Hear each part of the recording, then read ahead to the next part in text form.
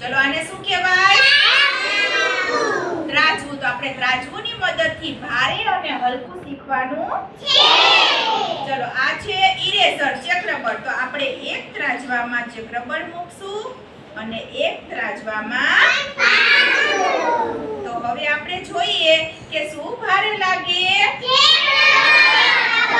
શું કામ? તો કે આ બાજુનું ત્રાજવું છે ઈ નીચે જતું રહ્યું, એટલે નીચે ગયું એટલે શું કામ? તો કે વજનના લીધે. અને આ ત્રાજવું છે ઈ ઊંચું, એટલે આ સાવ કેવું છે?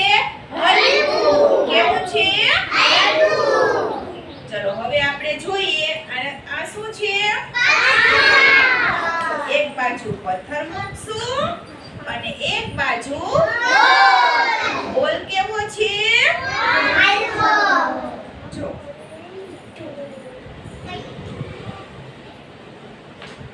ચલો જોવું જોઈએ ત્રાજવું કયું નીચું?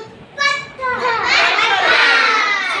તો કે પથ્થરના લીધે વજન એકદમ ત્રાજવું નીચે જતું રહ્યું, કેમ કે એમાં વજન હોય અને દડામાં વજન હોય એટલે વજન નથી, એટલે એ ત્રાજવું ઊંચું ગયું. અને પથ્થરમાં વજન છે એટલે એ ત્રાજવું કેવું ગયું? નીચે.